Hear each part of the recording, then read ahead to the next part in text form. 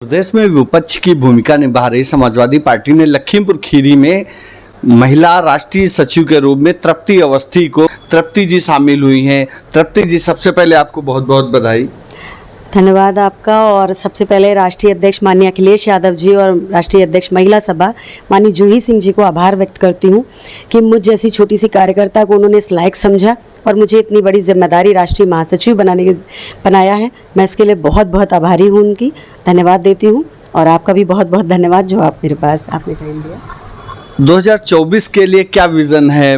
देखिए, महिलाएं समाजवादी पार्टी में पहले से भी बहुत अच्छी तरह से जुड़ी हुई हैं और जैसा कि आपको याद होगा 2012-17 की सरकार में हमारे राष्ट्रीय अध्यक्ष माननीय अखिलेश यादव जी अपने मुख्यमंत्री रहते समय में उन्होंने महिलाओं के मुद्दे पर बहुत काम किया है।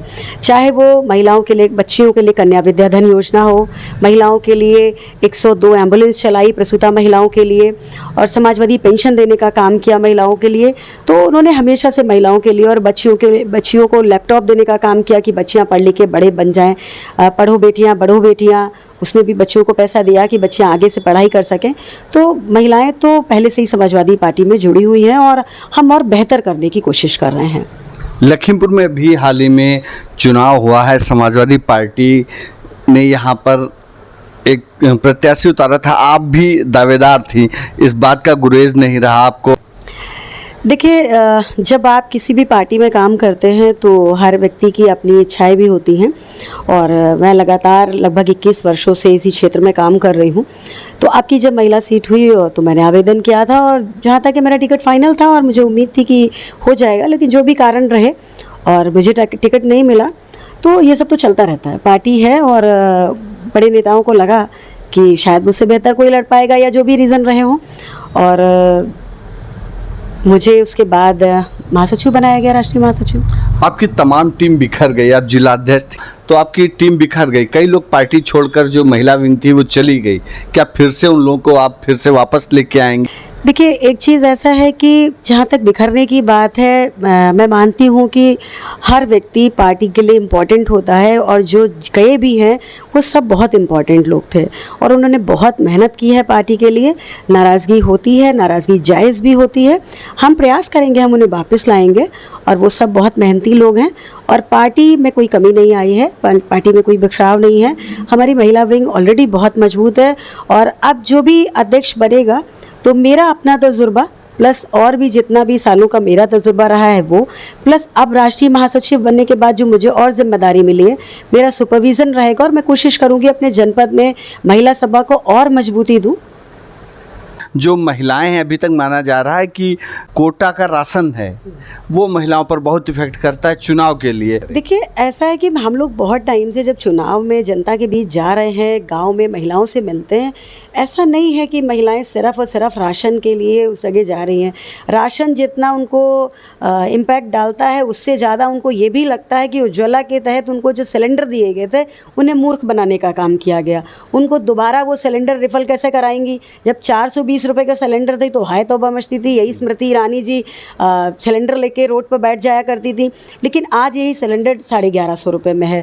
10 रुपये का ई टॉप कराते थे और उनके मोबाइल इनकमिंग चालू रहती थी, आज वही 200 रुपये के ऊपर कराते। इनकमिंग भी, आपको इनकमिंग के लिए भी मोबाइल रिचार्ज कराना पड़ता है। तो ये गाँव के लोगों को समझ में आ रहा है। होती है, चुनाव है, जनता का फैसला होता है, जनता हरा भी देती है, जनता ही जिताती भी है और मुझे उम्मीद है कि 24 में हम बहुत अच्छा चुनाव लड़ेंगे और हमारी सीटें बहुत अच्छी संख्या में निकलेंगी।